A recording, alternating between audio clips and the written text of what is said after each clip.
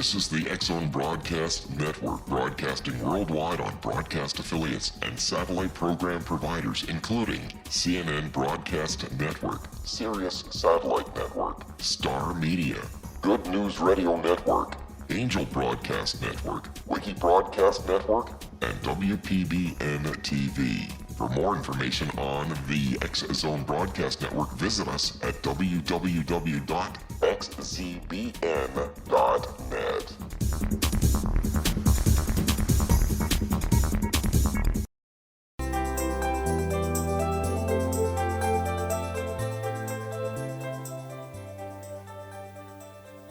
Welcome to Know the Name, Know the Genius in You, where in a single moment you can recognize your brilliance and change your life.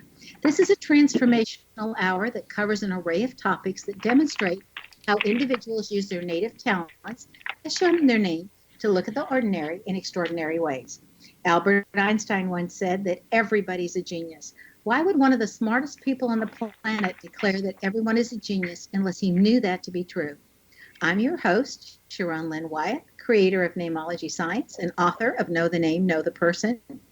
Today's show shares with you the fascinating ways our guest has discovered the genius in herself and what she has been able to accomplish. At the end of tonight's show, you'll hear clues on how you can recognize your own innate genius. So how does someone express their talents, and how does someone share those gifts with others in such a way that all benefit? Our expert tonight is Margo Mateas, who has developed her genius in the area of healing. Margo Mateas is an award-winning writer, scientifically verified healer, ordained minister, and spiritual teacher who has helped thousands of people in more than 12 countries around the world. Margo's divine clairvoyance has been featured on major media outlets, including Coast to Coast AM, Sirius XM, and Fade to Black. She is the creator of Angelic Soul Clearing and works directly with the Archangels and other high vibrational guides to clear the soul of darkness. She has a unique ability to see into energy centers and locate hidden entities and or energies that are blocking a person's ability to heal and to be happy. Devoutly religious and spiritual, Margo had her first premonition at the age of 13, and she began at the age of 8, but by the age of 13, she was having dreams in which she was interacting with angels. By the age of 14, she became a lay minister and a professional speaker. She is now the lead pastor of Freed by the Light Ministries. She uses her insights as an investigative reporter and newspaper editor for 10 years before working for the world's largest public relations firm, becoming an internationally known trainer and executive coach to organizations including Google, Verizon, and the Red Cross. She's been a featured speaker for the American Medical Association, the American Cancer Society, and so many others. And she's the author of the Career Cards, A Practical Guide to Life, and Freed by the Light. Welcome to Know the Name, Know the Genius in You radio show, Margo. Oh, it's wonderful to be here, Sharon. Thank you so much for having me. Well, we're so excited to have you back because so much has happened since the last time that we spoke with you. Now, Margo, I want to start by using Namology Science to share some of what your name indicates. Do I have your permission to do that? Absolutely, and it's so right on. I can't wait for you to tell everybody. Margo's name indicates that she has fairness issues, as she wants the world to be a fair place. She finds it easier to stand up for others than she does in standing up for herself. Interestingly, her name indicates that she's excellent at identifying sabotage of the self and how to bring out the best in others. Her name also indicates that she'll be well known for whatever she does and remembered long after she's gone. In other words, the people she assists will always remember her. Margo's name also indicates that she has experienced some real hardships in her life, things that would have a challenge overcoming. And what's that saying? What doesn't kill us makes us stronger? Well, Margo's overcome in spades and is quite remarkable in a myriad of ways. So I can't wait to get into this and find out even more than we did the last time. So I want to start with, what did it feel like to dream about interacting with angels? Well, at the time, I had no idea what they were. The dreams always started out, it was during a very specific period, I think right after I kind of like started my period kind of a thing, sort of like feminine ritual. And so I started having these dreams where I was in a lab, and there were these very tall beings that didn't have faces, but they were in white lab coats. And my job was to find an invisible growling thing and trap it. And so I would find it, and the very first one I got was kind of small, and it sounded like a cat hissing and growling. And I put it in one of those jet dry containers. If anybody's old enough to remember the 70s, they had those little tiny jet dry things that went in a dishwasher. They look like a little bucket, and it's only a couple inches tall. But that was my job. And so, and they weren't mean about it. It was just like, we're teaching you to do this. And at the time I had no idea. And I was like, who are my invisible friends? But I felt completely comfortable with them. I felt completely safe with them. I felt better with them than I did in the real world. I felt more belonging and just a sense of camaraderie and trust and respect with these faceless beings, of course, than I did on the playground at school. So then the dreams progressed to the point where I was asked to catch a larger invisible growling thing. And that one, it was about the size of a cat. And again, invisible. And I stuffed it inside of a fold-up Barbie house. You remember those Barbie houses? They were plastic, and they had like a folding thing where you could fold it in and turn the clasp. And so my job was to catch demons. And it wasn't honestly until about, maybe 5 or 6 years ago that I started doing this work, and I realized that I was really working with angels, and they were teaching me at such an early age to catch demons. So your that's exactly dreams, what it was, but I didn't know it at the time. Your dreams of catching demons and learning how to play with the angels is better than the video games they have out today, where they, with the controllers and whatnot, because it was all in your head. You didn't need a game board. This is the X-Zone Broadcast Network, broadcasting worldwide on broadcast affiliates and satellite program providers, including CNN Broadcast Network, Sirius Satellite Network, Star Media, Good News Radio Network, Angel Broadcast Network, Wiki Broadcast Network, and WPBN TV. For more information on the X-Zone Broadcast Network, visit us at www.xzbn.net.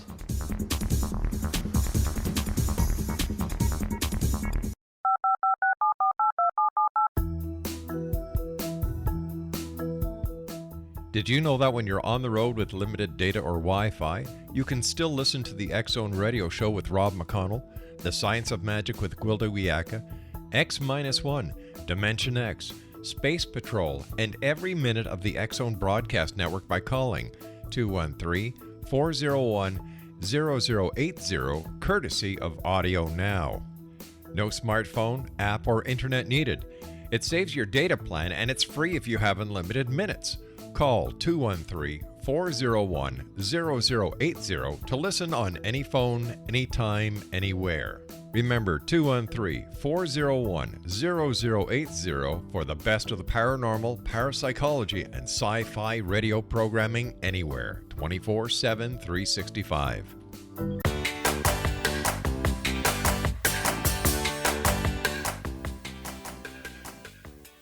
Okay, welcome back. I'm Sharon Lynn Wyeth, and you're listening to Know the Name, Know the Genius in You, which is being heard on xzbn.net and knowthename.com.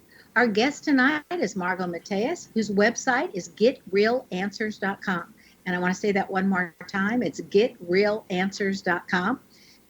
After the last time you were on, Margo, I knew so many people that couldn't wait to get a session with you, and some of them were waiting months to get a session with you, but everybody came back afterwards with the most fascinating and interesting stories, and they felt lighter and they felt better, and lives were turning around. Incomes were increasing. They felt freer. They felt lighter. I mean, the amount of stories were just remarkable, and I'm sure your phone will be ringing off the hook again, or your email or whatever. So I want to start by saying, what is an angelic soul clearing that you do? An angelic soul clearing is a very custom process in which I look within a person's energy fields, within their chakras, and it's like stepping into a movie or stepping into real life, and I see and interact with the energies that are present. So, for instance, with a person who's very anxious, I'll see them pacing back and forth in their head. I see the chakras as very specific types of rooms within a person, and so they all have a certain structure. And so if the structure isn't right, then I know that something is off, and I can also sense and see and talk to invading energies that may be their entities, energies that attach, things like that. So an angelic soul clearing process allows me to go into a person's energy field at a very deep level and really excavate what's in there, clear out what's in there, and then the angels remove things that have been there for years, very deep hurts, very deep traumas, things that are subconscious, things that we can't get to. I cannot tell you how many of my clients say, I've worked on this for 10 years or 50 years. Why is it still there? Well, it's there because it takes the angels to remove it.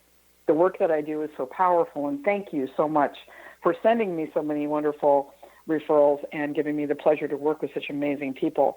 But the reason that the work is so powerful and so different than much of the healing out there is because it's not me doing it. It's not a human doing it. It is supernatural. It is divine. And so the angels are the ones that come in and will actually remove this trauma. They will remove the pain, and it's literally gone. I mean, addictions are vanished instantly. Illnesses are gone. It is absolutely mind-blowing what they do. It is. It's like miracles being made with every session. You mentioned something in the book about, there was a story about capturing the aura. And I was fascinated by that because I thought, how do you capture an aura really? What does that look like? What does that entail? Capturing, the aura, yes, in the beginning of the book, yes. That was so cool. That's when I was scientifically verified. So in 2016, I went to Arizona and met with a very distinguished doctor in the field of energy medicine. And she has a lab where she actually measures frequencies and vibration and things like this, and electricity coming from your hands and DC current running through your body. And so she hooked me up to the same machine that they use for Russian cosmonauts, and it measures the light coming out of your fingertips. And they use this to create a map of your aura. So this is not like anything you see at a psychic fair. I mean, this is very high-tech scientific equipment. So when she did that, it prints out a printout of your auric field. And she looked at mine and she says, well, you have a break here in the back of your head, and you've got a thing here down by your solar plexus. And so to demonstrate that I was a healer, she said, you're going to have to change your energy field demonstrably. So she said, I want you to fix these things, these holes in your aura. So she gave me 15 minutes. I worked on it. I did my thing, came back, and she mapped it again, and I had pulled in my aura. And it's so interesting. I love that I saw this because I always feel like I walk around with a big antenna, like I am a big antenna. And you can actually see that in the book. You can see the printout of this, and there's this big, huge antenna basically around my crown chakra that extends out and around me, which is like taking in information all the time, and it's always connected to the divine. So I pulled in my energy field and healed those areas that she asked me to. It's fascinating. I think it's fascinating because I have been in a place where we did meditation, and I literally saw that auric field around the person that was leading it, and it was so clear. And I thought, this is like the pictures of the divine beings, regardless of what religious background, when they put that light behind their heads or whatever, it's like that halo. And I thought, that's what that is. Everybody's seeing the clarity of the aura, or the clarity of that energy field. And so anyway, I just found that fascinating. Mm-hmm. Okay. And you've mentioned earlier today about anxiety. And so many of our young children and middle school children today have anxiety issues. Do you have any idea what the cause of that is? And tell us about how easy that one is to clear.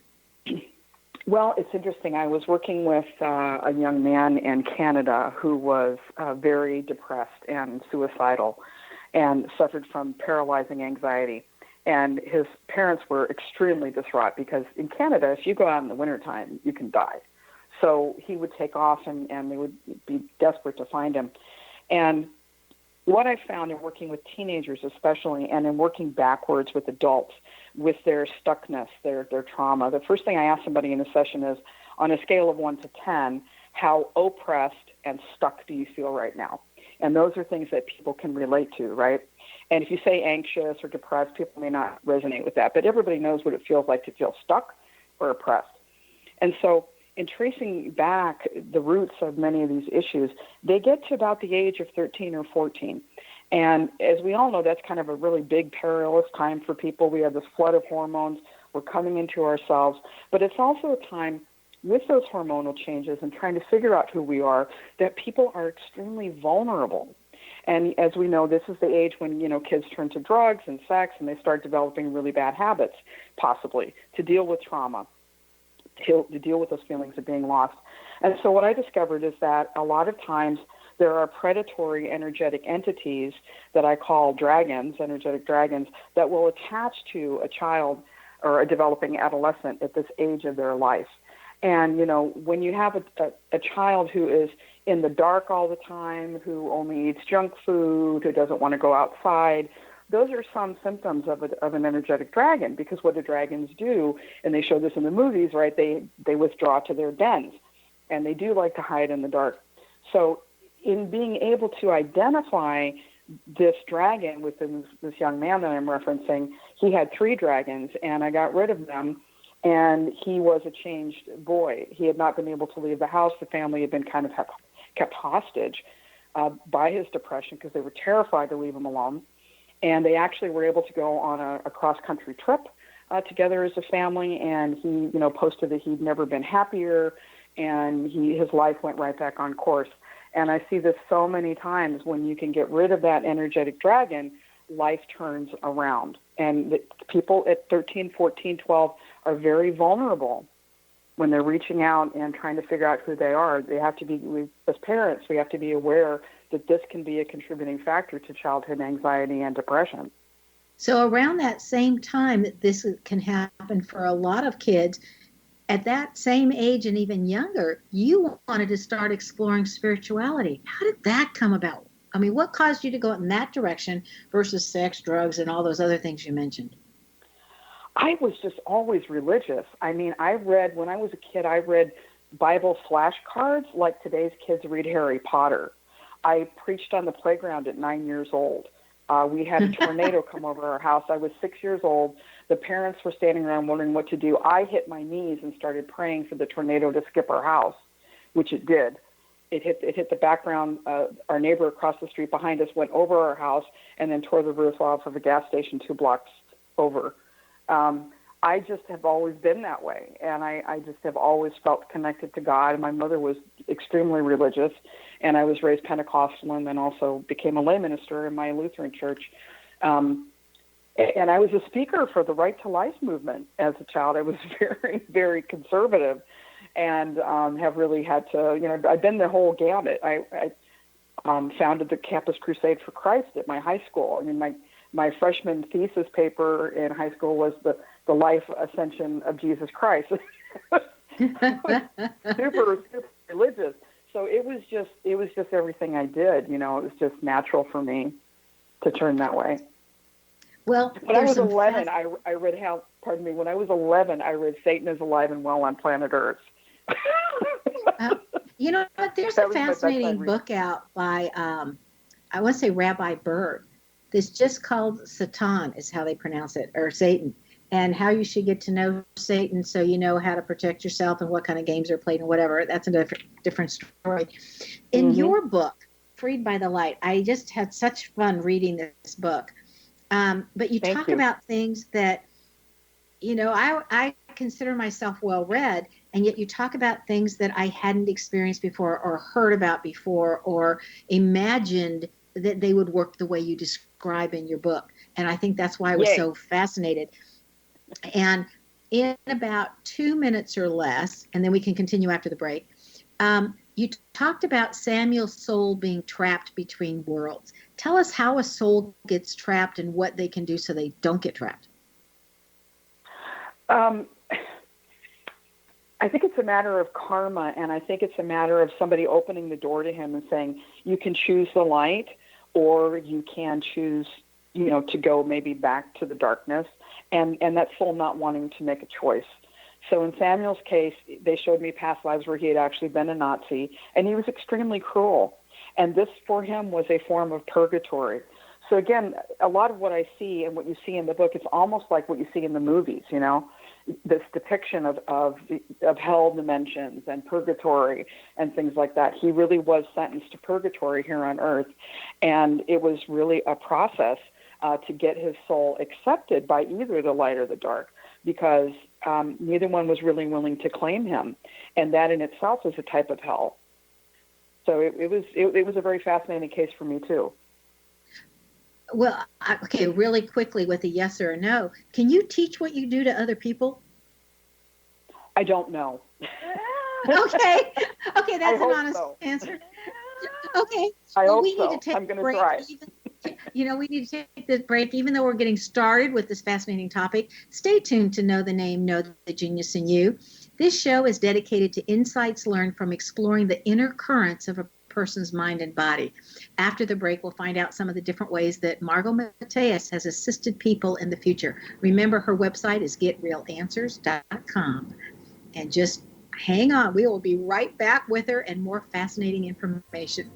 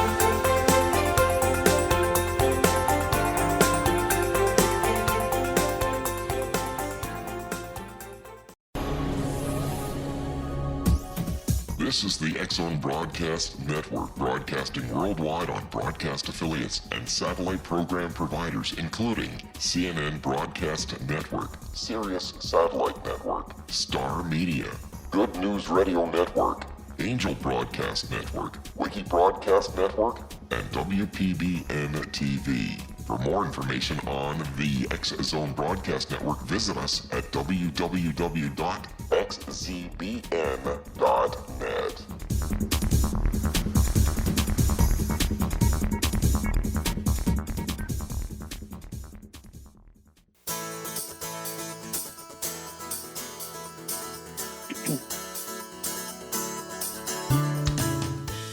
Welcome back. I'm Sharon Lynn Wyeth, and you're listening to Know the Name, Know the Genius in You. Our guest tonight is Margo Mateas, who can be reached via her website, which is getrealanswers.com. Okay, Margo, you have a gift for being able to see inside of a person's body and see what's really going on.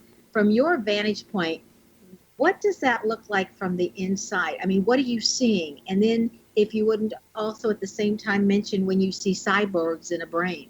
I mean, that was a fascinating story in your book. It was a fascinating story. So like I said, when I do the angelic soul clearing process, I do use clairvoyance I literally close my eyes, and then I put my hands over my eyes to make it really, really dark. And I project all of my being into the space. So it's almost literally, like I said, walking into a video or just walking into a live action scene. So within us, we tend to think of our energy centers as being stagnant, but they're not. Trust me. There's a lot of stuff going on inside of us all the time. So for instance, in this little boy, it's kind of the central beginning and ending of this book. His mother, talked to me about him being really scary. And he always talked about being a soldier. And he would say, "Mom, I have little men building things in my brain." And, of course, she thought it was crazy. And he spoke really loudly, and she said, "Why are you talking so loud?" And he said, "Because I can't hear over all the noise in my brain. There's people building things in there." And he actually used the word nanos. He said, "Mom, it's like I have little worms crawling in my head or nanos in my brain." And so she asked me to take a look at him. And when I stepped into the crown chakra, the first thing I noticed, because I have all my senses in there, I'm a multisensory psychic and divine clairvoyant, but I can hear things, I can smell things, I can taste things. So I have all my senses in this other dimension, in this angelic world. So when I walked inside his brain, I heard construction, like big booms and, crashing sounds and drilling sounds. So I literally turned towards the sound of the noise, and I saw a scaffolding being built around this big brain, just like we put scaffolding around any construction project. That's what I saw. And there was a big crane lowering a beam onto the scaffolding structure. And then when I turned further, because I was like, wow, what is this? There's the construction noise. I turned a little bit more to the left, and there was a cyborg standing there. And then I looked into the brain, and I saw circuitry with blue flashing lights, which is indicative to me of alien circuitry and implants. And I began interacting with it. Now, in other people, I will get in there and I will see a dragon of various colors. I may see, other types of ghouls, monsters, various types of things, types of demonic things. One time I saw something in a person who was alcoholic, something that looked like the Alien movies, like the Queen Alien.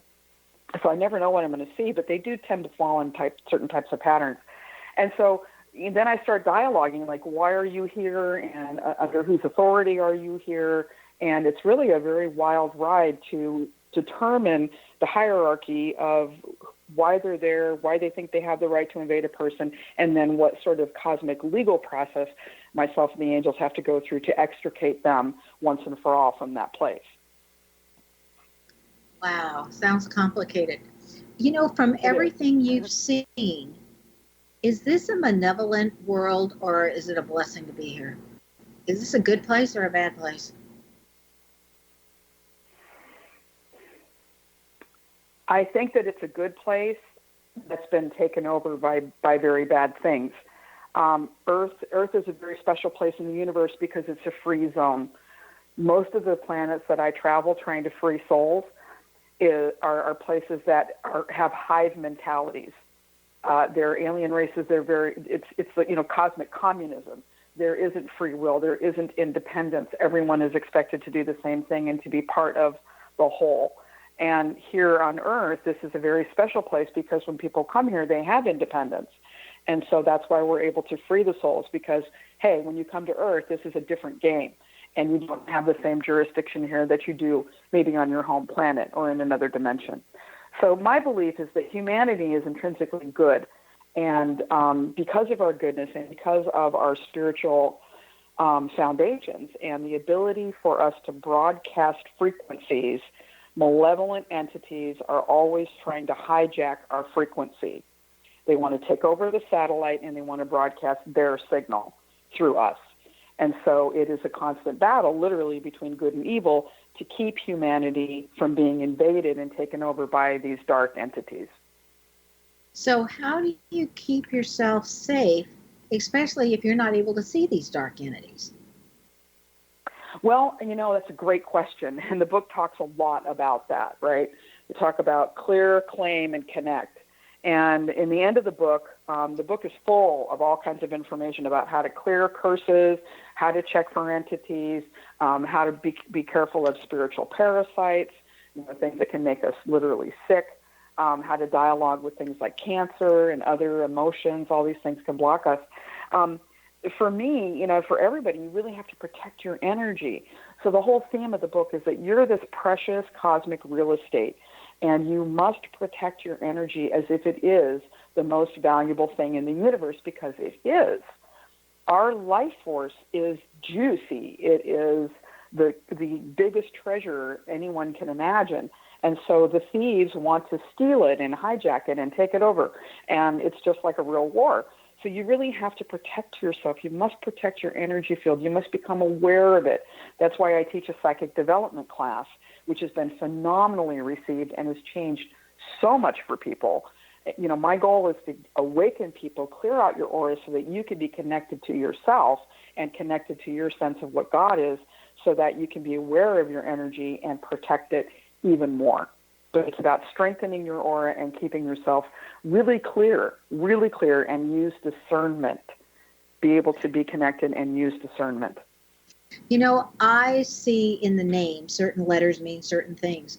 And when I'm doing a name reading and there's certain letters that are missing throughout the entire name, I look at some people and I go, oh my goodness gracious, how do you manage? You have no discernment.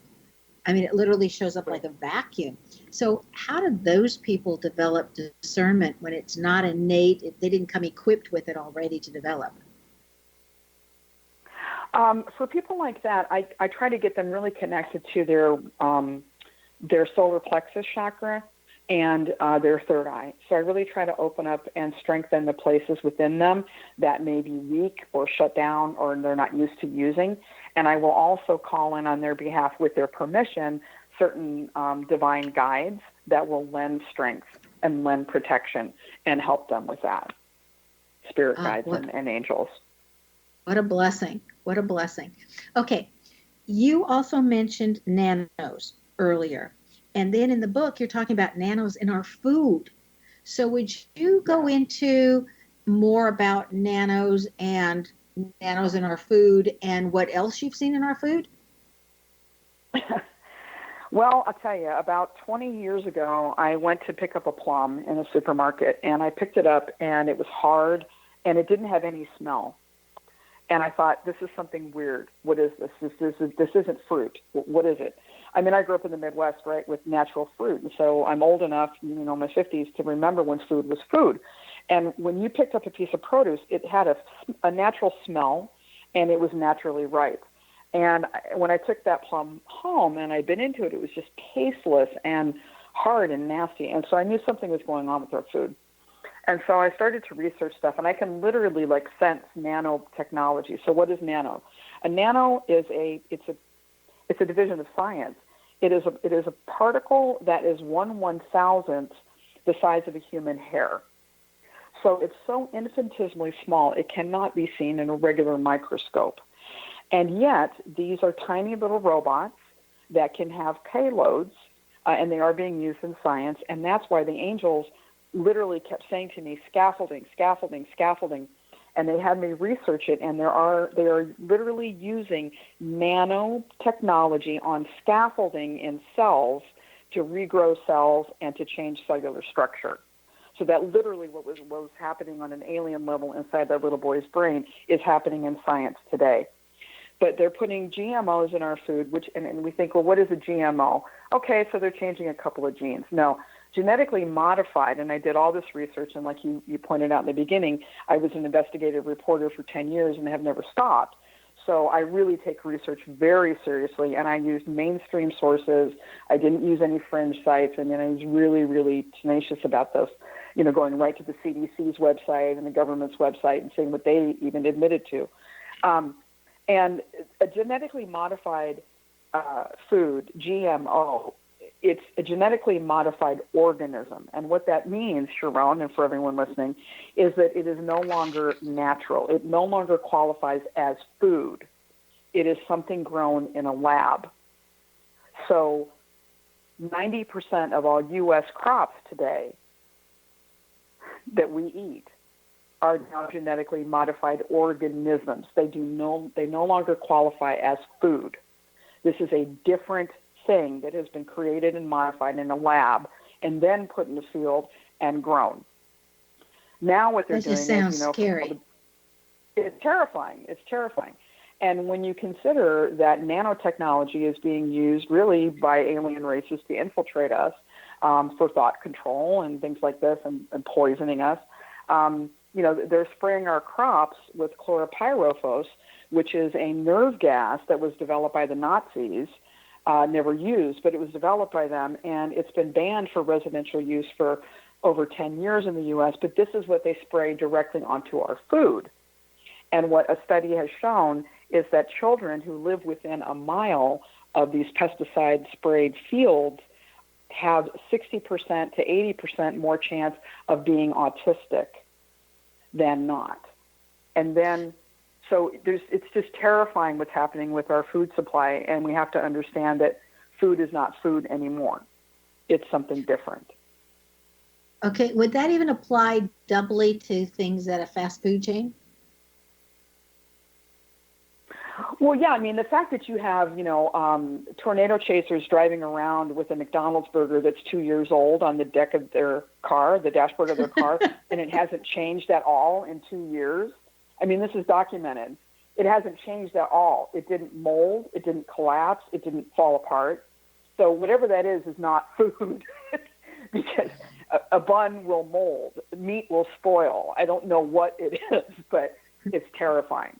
It's absolutely terrifying. That really is. Okay, real briefly, you put out career cards. Are they solely about careers? I mean, what's the purpose of your career cards? I know they're named career cards, but I've been hearing kind of rumors and statements from different people now that have worked with you about everything but career when they're using the career cards. They are about everything. They answer everything from relationships to health issues to, whatever I should do in the moment. One lady even lost her cat, and she drew the mechanic card, and her cat was in the neighbor's garage. So they are astoundingly accurate and precise and really divinely inspired and attuned. So, and I really argued with the angels. I was like, but they're about life. And they said, well, there's already something called life cards. There's nothing called the career cards. And they were right. And so they are the only product in the metaphysical world called the career cards.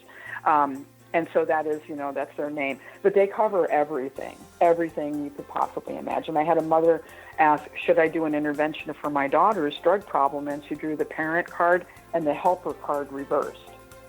Okay, hold that thought. We need to take our last break. Stay tuned to Know the Name, Know the Genius in You on xzbn.net and knowthename.com. After the break, we'll find out what Margo Mateas has in her name that has assisted her that you might actually have in your name as well.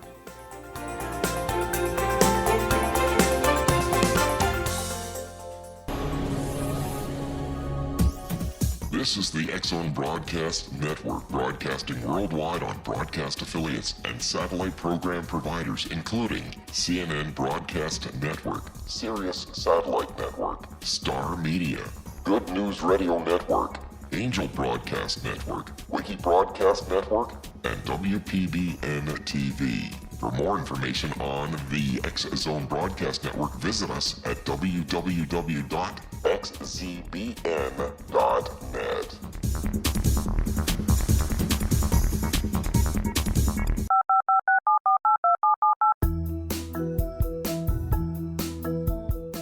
Did you know that when you're on the road with limited data or Wi-Fi, you can still listen to the X-Zone Radio Show with Rob McConnell, The Science of Magic with Gwilda Wiyaka, X-1, Dimension X, Space Patrol, and every minute of the X-Zone Broadcast Network by calling 213-401-0080, courtesy of Audio Now.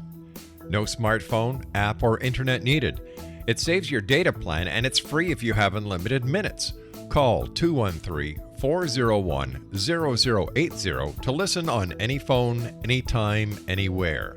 Remember 213-401-0080 for the best of the paranormal, parapsychology, and sci-fi radio programming anywhere, 24/7, 365.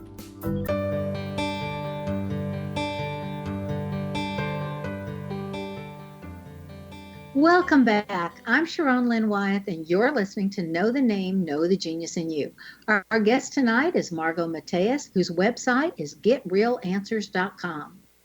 Margo has taken her healing skills to a level where she's able to see what energies need to be shifted to make a difference in a person's life. I still have so many questions for you, Margo. First of all, can you facilitate your healing things? Like, does it help if the person's a meditator? Does it make a difference? It makes it easier to do some guided visualizations with them, but no, you don't have to be a meditator to benefit from my work, no. Because the angels will do it for you. Okay. Now, you sometimes will say prayers on the tapes that you give people and the and what you're doing. Does that help if somebody listens to those prayers over and over again? Or do you have specialized prayers that are meant to be listened to over and over again? I'm going to be launching that. One of my clients, she called me when I was actually in the hospital and asked me to pray for her, and I did. And then, just everything radically shifted for her. And I've seen this before when I am in person and I will, put my hands over someone and pray for them. Things do happen. And there's an instance of that in the book where someone had really bad energy had been hijacked from them, and there's before and after photos in the book of before I prayed for her and then after, and she was completely delivered from all of that just in the span of a prayer.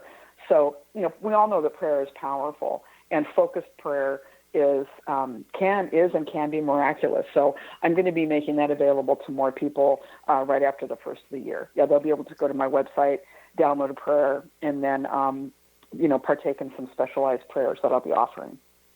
So do you offer also a prayer hotline? At this time, I do not have a prayer hotline because I'm just one person. But through the ministry, Freed by the Light Ministries, we will be probably doing something like that in the new year. Yes. Okay. What happens when you have a light body or a chakra system that is way damaged? I mean, what does that look like, and how do the angels repair that? How can you tell? If something is mildly damaged, they'll just replace that particular chakra. It's just like fixing a car. We'll give you a new carburetor. We'll give you a new heart chakra, whatever. They just take out the old one and dissolve it, and we'll bring in new energy. If the system is really, really corrupt or damaged, they will often give the person a new light body. And that is an amazingly transformational experience. And people just, things just vanish, and they're light and refreshed, and they're pain-free, and it's amazing. So they will actually remove and dissolve that old energy body and give you a brand new one. It's wonderful. That sounds like it would take a really long time. So how many sessions are needed, or is it very specific according to what's wrong with somebody or what's right with somebody?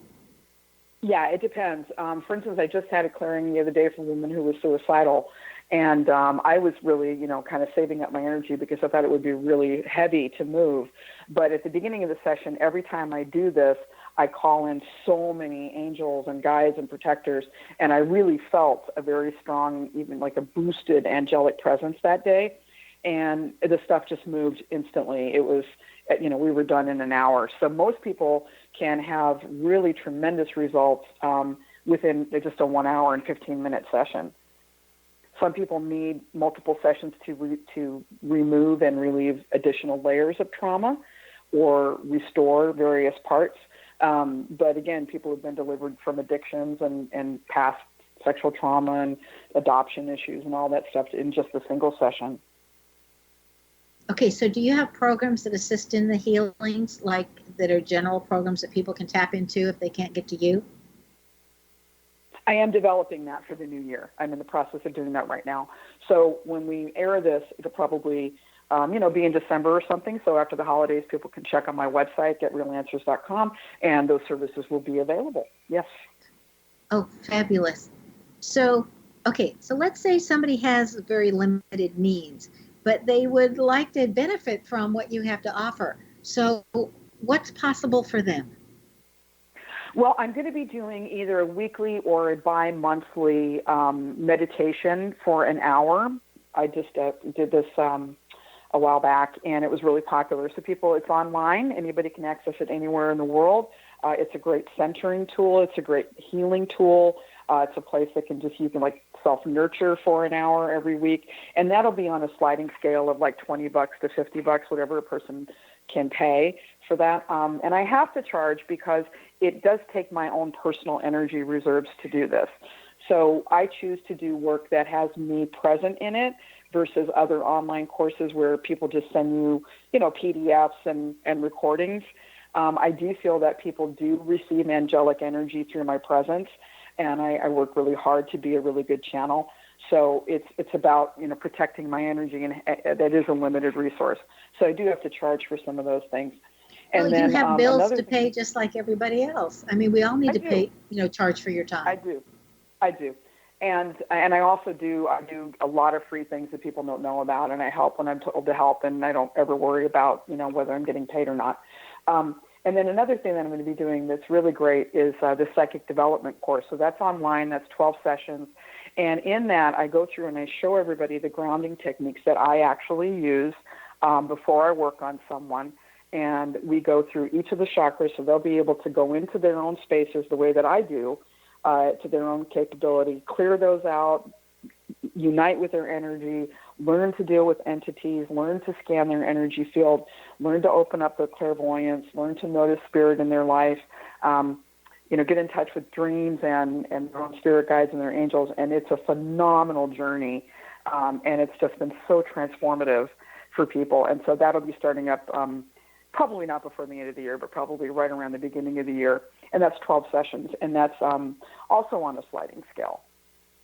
And so that'll be probably, it's usually an hour to 2 hours online for 12 sessions. Margo, I heard you say the lords of karma put the brightest lights in the darkest places. Would you explain that statement to our listeners? There is a cosmic battle going on between good and evil, and it's at the heart of every piece of humanity here on Earth. It's in our subconscious, it's in our TVs, it's in our movies, it's in every game ever created, this battle between good and evil. And it's really real in this planet. And so in an effort to subvert the light, and every time I talk to a malevolent entity of any kind, and I ask it, why are you doing this? It says to suppress the light, to suppress the light. Their job is to suppress the light, to keep us down, to suppress us, to trip us up, to keep us from shining our light, to keep us from being successful. And so they intervened for many people in my generation and a past generation, and basically pretended to be, the people on the other side as we were passing over. And instead of taking us to the light, they said, no, you have karma, you have to come back. And so we were born into very abusive families, terrible families that sexually abused us and beat us and tried to kill us and put us down. And in these families, we felt like outsiders. We felt like aliens. We weren't like them. We're not like them. And we had horrible lives of suffering and torment. And so many of us have overcome so much just to survive on this planet. And so, I used to say before I did this work, God puts the brightest candles in the darkest rooms. And I thought that was to try and, elevate the darkness. But my greater understanding now is that God would never do that, because God is loving and God wants us to win this war. And that's why the angels are here. And the reason that we can't always connect to God is because the dark has placed a net around us that is literally blocking the light from getting to us. So my job is to get rid of that darkness so that people can be connected with the light and shine their light and be free of that oppression. So that's my explanation of how we get placed in darkness. I don't believe we choose it. I don't believe it's part of, quote unquote, God's plan for us. And I don't believe that we deserve it. No, we don't deserve it. And I think that's maybe a mental game. Yeah, right. I think that's a mental game that sometimes people might say, oh, well, maybe I just deserve this, and so that's why I'm here. It's actually a tactic by the dark, and I talk about that at length in my book. In the center of my book is this whole thing about religion and spirituality and the New Age movement and, what we've been taught to believe, that we're responsible for everything that happens to us, and we choose every experience. And I'm sorry, but my experience with the angels, with literally thousands of people all over the world with all kinds of predicaments, is that the angels are always compassionate. And there's only been a few instances, and you mentioned one of them, Samuel, when the angels took that person to task and said, you brought this on yourself. Every other instance of sexual abuse, trauma, family problems, any kind of torment that the person went through, the angels actually weep. And they're like, we're so sorry. And when we break that oppressive hold that the dark has over them, their torment stops. And it was never their fault. And it's just a tactic. If you teach people there is no devil, then they're going to blame themselves. And then they're never going to look for the real culprit. So fascinating. Margo, we just so love having you on the show. Thank you again so much for joining us. Oh, I love being here. You are so smart and such a wonderful interviewer, and I love your books as well, and it is always a pleasure. I will always come back. Thank you Great. so much for having me. Thank you. Be prepared and surprised and so pleased when you experience Margo Mateas' work. Her website again is getrealanswers.com.